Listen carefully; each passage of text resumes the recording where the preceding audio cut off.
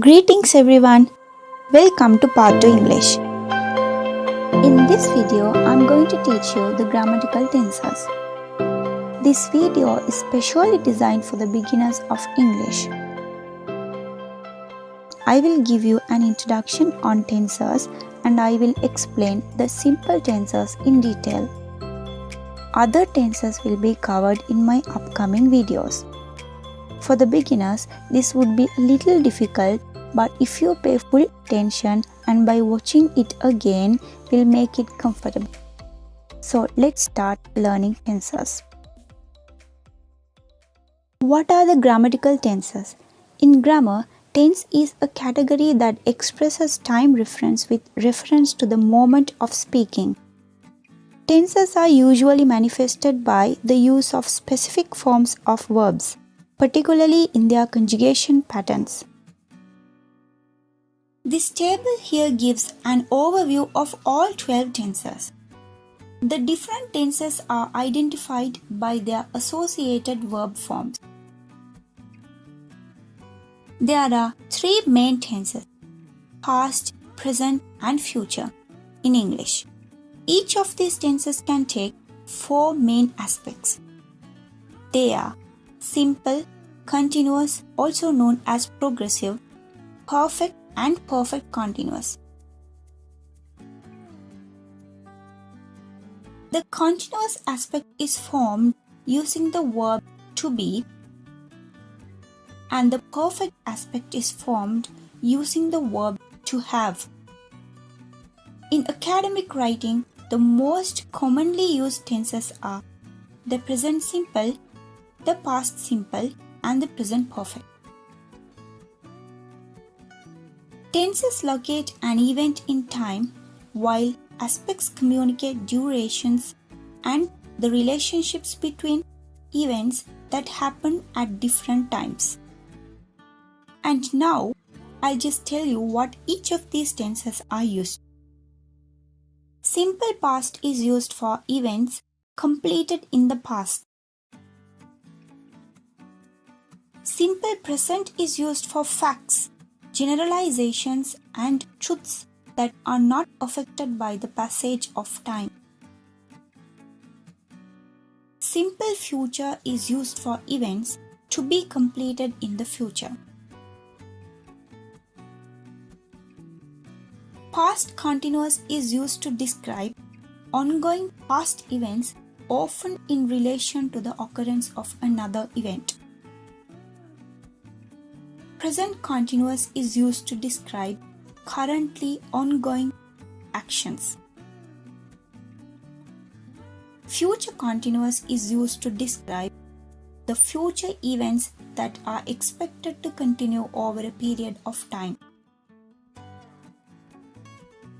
Past perfect is used to describe events that happened prior to the other events in the past. Present perfect is used to describe events that began in the past and are expected to continue or to emphasize the relevance of past events to the present moment. Future perfect is used to describe events that will be completed between now and a specific point in the future.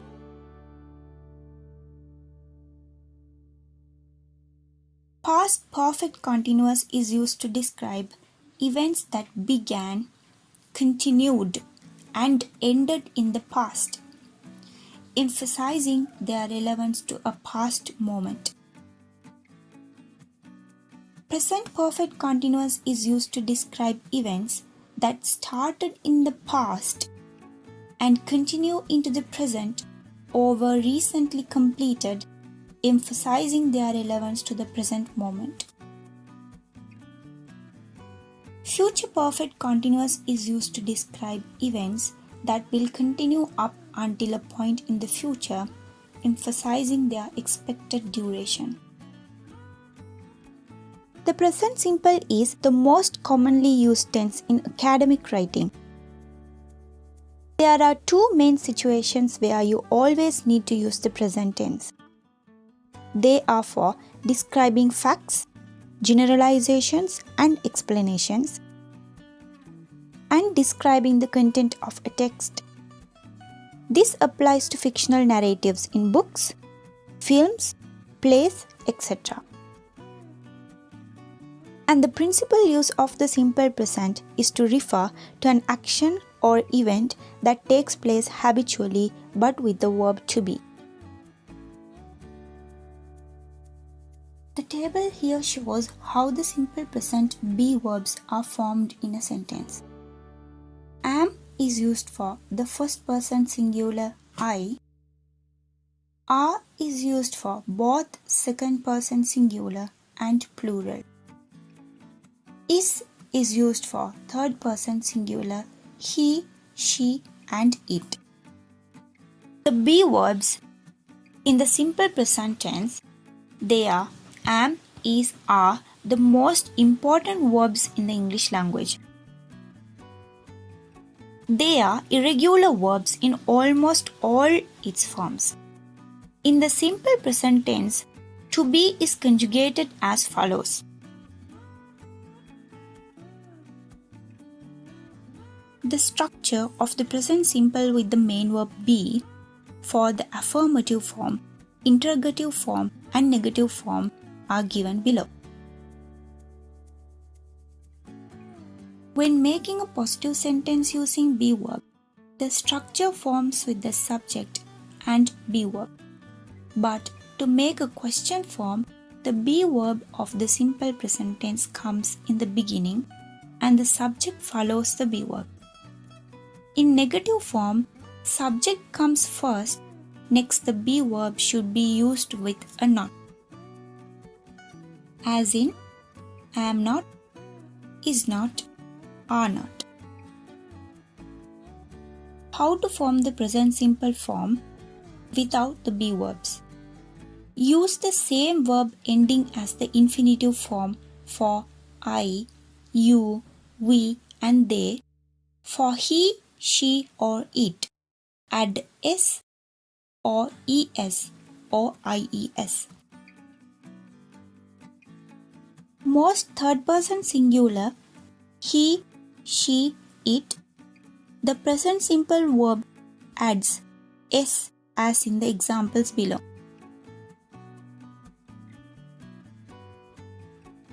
Add es to the present simple verbs ending with ss, ch, sh, tch, x, o.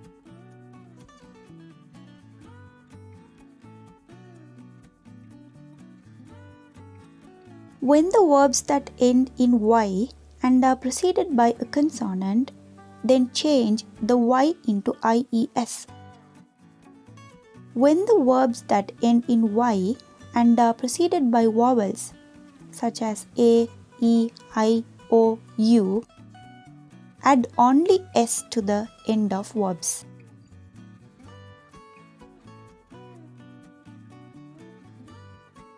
To form the question, use do or does as the auxiliary.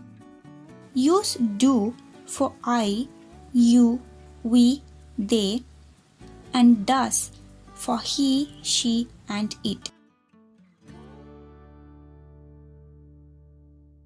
Some rules to be remembered. Do not change third person singular simple present verbs in the following three cases: when asking a question, when forming a negative sentence, and when using modal verbs. Look at the examples given.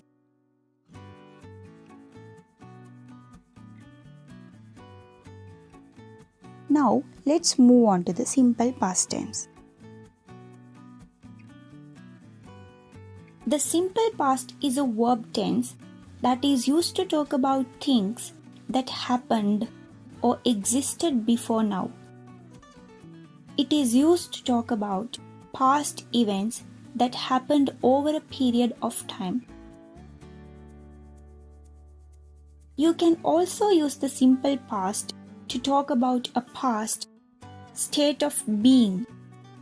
such as the way someone felt about something. This is expressed with the verb to be of simple past tense and an adjective, noun or prepositional phrase. You can see in the example.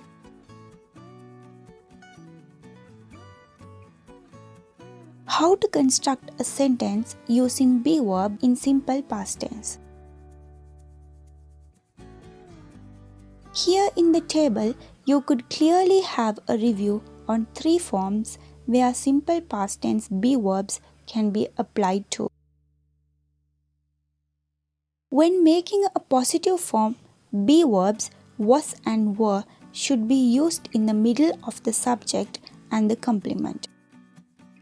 Whereas in making interrogative form, the be verbs come in the beginning, and when forming negative form, add not to the be verbs as shown in the table.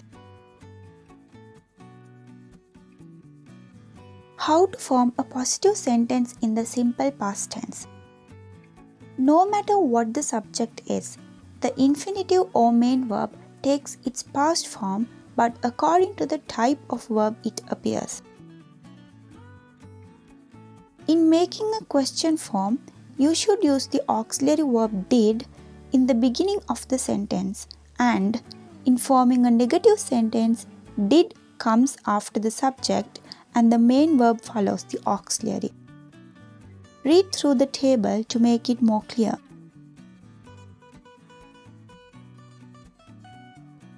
Now let's look at how the simple past tense is formed. For regular verbs, add ed to the root form of the verb, or just d if the root form already ends in an e. If the root form ends in y, which is preceded by a consonant, then same rule applied as I already mentioned in simple present form. For irregular verbs of some simple past tense, look at the example given below. Exactly like the root form. For other irregular verbs, including to be, the simple past forms are as follows.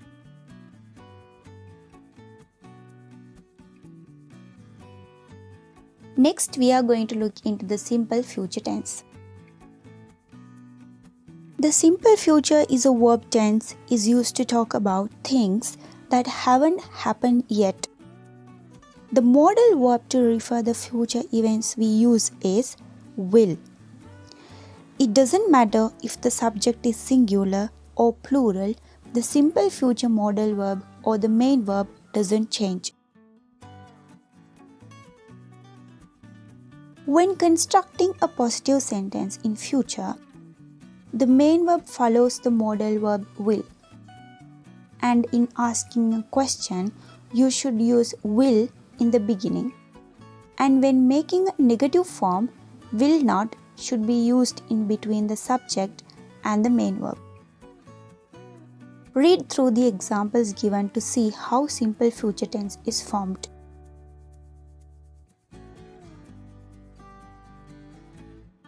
Instead of using will, we can also use going to refer to the future events. But this is most commonly used in spoken English. How the going to construction can be made? While adding going to, you should use am, is, are, present simple be verbs in front of it depending on the subject. Read through the examples given. I am going to study. He is going to university next year. Here, the action reveals the future time. When forming a question, you should consider applying the simple present be verbs in the beginning. So guys, I hope you all understood with the simple tenses, their uses with the example for positive, negative and question forms. If there's any question related to this lesson, please comment below in the comment section. Don't forget to subscribe for more videos. Let's meet on a new video like this.